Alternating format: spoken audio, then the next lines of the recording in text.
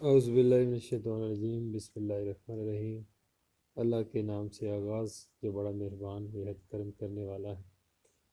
حضرت علی علیہ السلام کا فرمان علی شان کہ جس نے جھکنا سیکھ لیا وہ علم والا ہے۔ علم والے کی پہچان عاجزی اور انکساری ہے، جبکہ جاہل کی پہچان غرور اور تکبر ہے۔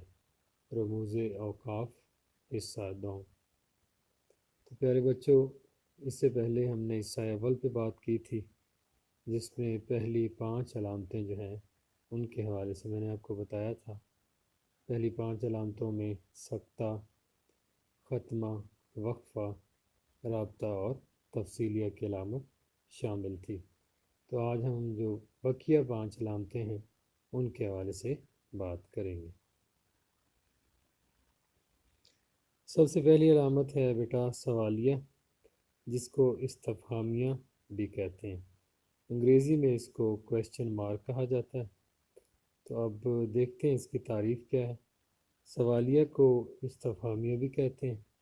یہ علامت سوالیہ جملوں کے آخر میں استعمال کی جاتی ہے۔ اردو میں سوالیہ کی علامت یوں ہے۔ تو انگریزی میں اگر آپ علامت دیکھیں گے تو اس کا جو کویسچن مارک ہوگا وہ اس کا منہ بائیں طرف ہوگا۔ تو آسان سا ہے، اس میں کوئی کسی بھی قسم کی ڈیفیکلٹی نہیں ہے۔ جہاں پر بھی کوئی بھی سوالیہ جملہ ہو، کوئی استفہام کیا جا رہا ہو، سوال پوچھا جا رہا ہو، تو اس کے اختتام پر سوالیہ کی علامت استعمال ہوتی ہے۔ تو نیچے اس کی مثالیں بھی موجود ہیں۔ سب سے پہلی مثال، آپ کھانا کھا چکے ہیں، دیکھیں کہ اینڈ پر سوالیہ کی علامت موجود ہے۔ دوسری مثال، آپ کہاں جا رہے ہیں، اس کے آخر پر بھی سوالیہ کی علامت۔ اور تیسری مثال، آپ کتنے بہن بھائی ہیں، اس کے بھی اینڈ پر سوالیہ کی علامت موجود ہے۔ اب دیکھیں بچوں، سوالیہ کی جو یہ علامت ہے، اس کے جو اہم ترین ایم سی کیوز ہیں اور بورڈ میں یہ کس پیٹرن پر، یہ کس طرز پر آتا ہے، تو مختلف بورڈز کے اندر سوالیہ کے حوالے سے جو سوالات، کثیر الانتخابی سوالات ایم سی کیوز کی طرز پر پوچھے جا چکے ہیں، اس کا میں نے ایک پرچہ جو ہے یہاں پر پیسٹ کیا ہے، اس کو بھی آپ تفصیل سے دیکھ لیجئے گا۔ اس کے بعد ہے بیٹا ندائیہ یا فجائیہ۔ تو اس کو انگریزی میں ایکسکلیمیشن مارک کہا جاتا ہے۔ اب آتے ہیں اس کی تعریف کی طرف۔ یہ علامت کسی کو پکارنے یا مخاطب کرنے کے لیے استعمال ہو تو ندائیہ، جبکہ کسی شدید جذبے، غم، خوشی، افسوس، خوف یا نفرت کے اظہار کے لیے استعمال ہو تو فجائیہ کہلاتی ہے۔ اردو میں یہ علامت کچھ یوں استعمال ہوتی ہے، جس طرح ایکسکلیمیشن مارک لگایا جاتا ہے تو وہ علامت آپ کے سامنے ہے۔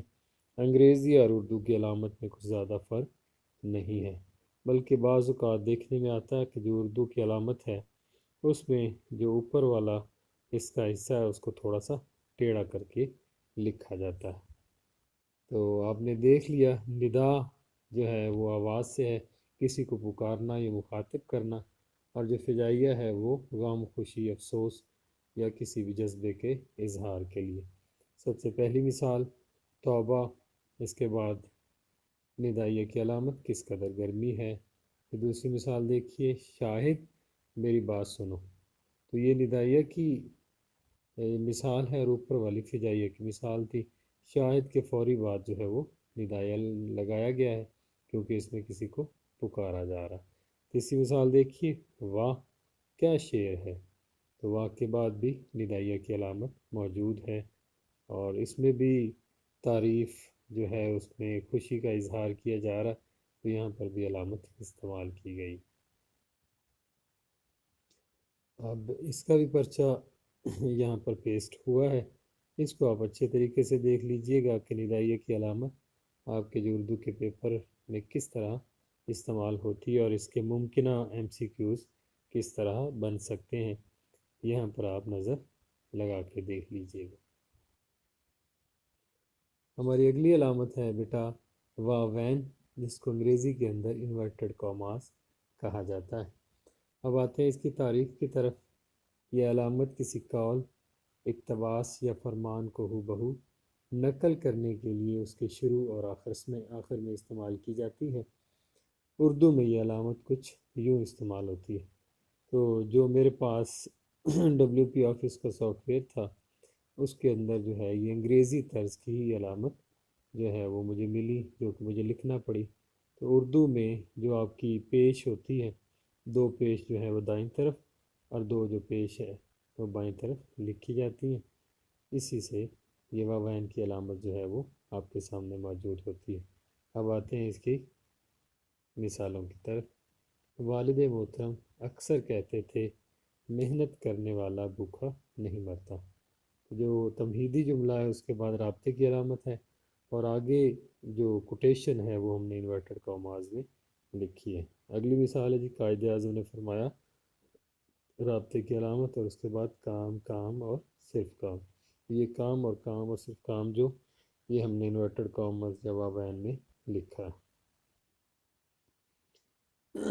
اس کے بعد اس پرچے کے اندر آپ دیکھ سکتے ہیں کہ واوین کی جو یہ علامت ہے وہ آپ کے اردو کے پیپر کے اندر کس طرز میں استعمال ہو سکتی ہے، اور اس کے ممکنہ کثیر الانتخابی سوالات کتنے بن سکتے ہیں، یہ نمونے کے طور پہ پرچہ آپ کے سامنے ہے۔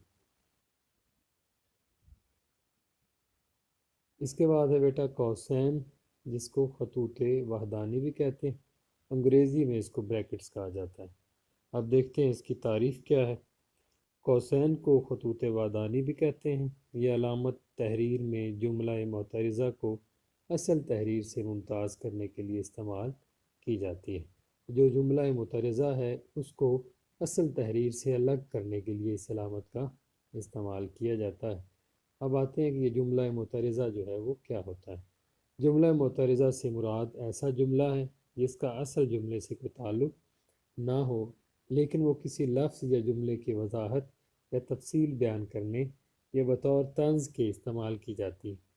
تو یہ جو جملہ معترضہ ہے یہ اصل جملے کا حصہ نہیں ہوتا اور نہ ہی اس کو اصل جملے میں شمار کیا جاتا ہے، بلکہ یہ ایک وضاحتی جو ہے جملہ ہوتا ہے، اور اسی کو ہی جملہ معترضہ کہا جاتا ہے۔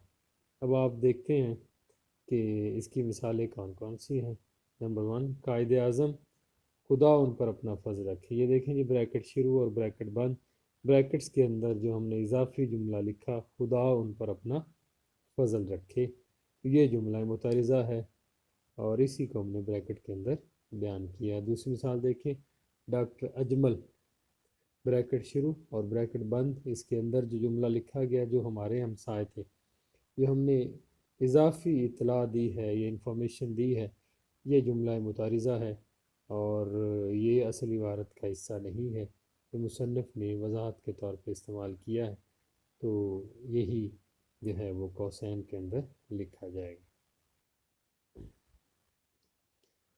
جی پھر بچے یہ دیکھیں کہ آپ کے جو معروضی کا پرچہ ہے اس میں ممکنہ MCQs کتنے بن سکتے ہیں اس قوسین کے اندر سے، اور مختلف بورڈز کے اندر مختلف اوقات میں جو سوالات آئے ہیں وہ آپ کے سامنے موجود ہیں، اس کو ایک نظر دیکھ لیجئے گا۔ آج کے ہمارے لیکچر کی آخری علامت ہے خط یا لکیر، جس کو انگریزی کے اندر ڈیش کہا جاتا ہے۔ اب آتے ہیں اس کی تعریف کی طرف۔ بعض اوقات جملہ معترضہ کی دونوں جانب قوسین کی بجائے خط کی علامت لگائی جاتی ہے۔ یہ علامت تحریر میں جملہ معترضہ کو اصل تحریر سے ممتاز کرنے کے لیے بھی استعمال ہوتی ہے۔ اردو میں یہ علامت کچھ یوں ہے، تو جیسے ڈیش، یہ تو چھوٹی ڈیش ہے، تھوڑی سی اس سے بڑی جو ڈیش ہوتی ہے اسی کو خط یا لکیر کہتے ہیں۔ تو بعض دفعہ جو رائٹرز ہیں، مصنفین ہیں، لکھنے والے ہیں، وہ جملہ معترضہ لکھتے وقت قوسین کی علامتیں استعمال کرنے کے بجائے ڈیش استعمال کر دیتے ہیں۔ جو ہماری سابقہ مثالیں تھیں اس کے اندر ہم نے جملہ معترضہ کو ڈیش کے اندر لکھا، قوسین کے اندر لکھا، تو ان مثالوں کے اندر ہم نے ڈیش کے ساتھ یہ جو ہے مثالیں لکھی ہیں۔ قائد اعظم خدا ان پر رحمت کا سایہ رکھے، تو یہ جو اضافی بات ہے خدا ان پر رحمت کا سایہ رکھے، یہ ہم نے ڈیش کے طور پر لکھی ہیں۔ تو یہ جملہ معترضہ تھا، تو اس کی دونوں جانب ڈیش کی علامت موجود ہے۔ ڈاکٹر اجمل، اس کے بعد ڈیش جو ہمارے ہمسائے تھے، پھر ڈیش کل وفات پا گئے۔ تو یہ جو جملہ متعارضہ ہے اس کو ہم نے ڈیش کے اندر لکھا۔ خط یا لکیر کی علامت جو ہے وہ ان جگہوں پر استعمال ہوتی ہے۔ تو خط یا لکیر کے جو ممکنہ ایم سی کیوز ہیں وہ آپ کے سامنے موجود ہیں، جو مختلف پرچوں میں آ چکے ہیں۔ آگے لکھا ہوا ہے کہ کہاں کہاں کس کس موقع پر خط کے اندر سے ایم سی کیوز لیے گئے، اس کو ایک نظر دیکھ لیجیے گا۔ اور یہ رموز اوقاف کی علامتیں جو ہیں اور ان کے اردو کے نام، انگریزی کے نام، علامتیں انگریزی کے علامتیں یہ آپ کے سامنے موجود ہیں، ان کو ایک نظر دیکھ لیجیے گا۔ اللہ آپ کا حامی و ناصر ہو، خدا آپ پر، آپ کے اہل خانہ پر اپنا خاص کرم رکھے اور آپ کو ہر قسم کی دکھ تکلیف اور مصیبت سے محفوظ رکھے۔